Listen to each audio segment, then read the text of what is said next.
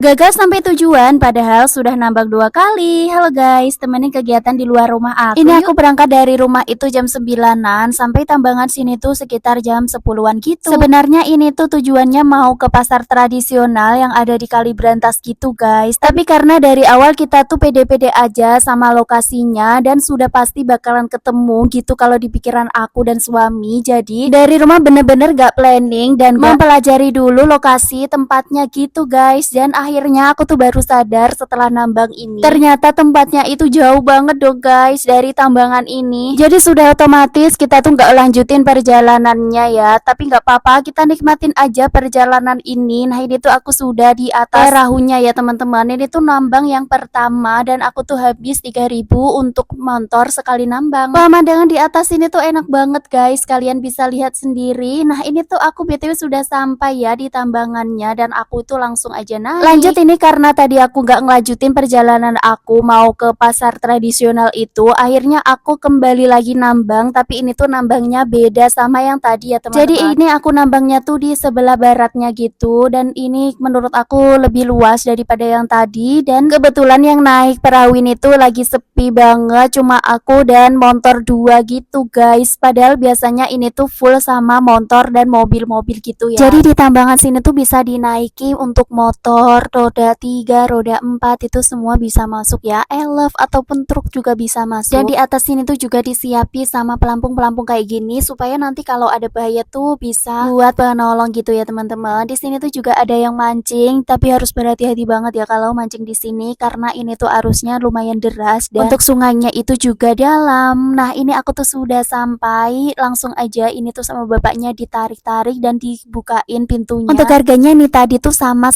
yang tadi ya, habisnya tuh 3.000. Jadi total nambang hari ini tuh 6.000 cuma untuk bolak-balik aja guys. Tapi gak apa-apa, ini tuh cukup seru kok bagi aku. Kalian tahu habis ini tuh aku mau kemana? Karena lapar banget. Jadi ini aku mau mampir ngebakso dulu. Ini tuh sudah langganan aku banget ya teman-teman. Ini tuh bakso Prasmanan yang ada di Ngunut itu loh teman-teman. Kalian pasti yang di daerah sini sudah familiar banget. Oke, langsung aja ini tuh aku ngambil untuk pergoreng-gorengannya dan ini aku juga ngambil sayurnya karena menurut aku ini tuh fresh banget. Lanjut aku juga ngasih kuah sama pentolnya. Nah ini aku ambil pentolnya tuh yang besar karena kalau pentol besar ini tuh pentolnya kasar ya, tapi ada juga yang halus. Terus ini kuahnya aku kasih banyak karena aku tuh suka banget sama kuah-kuah kayak gini.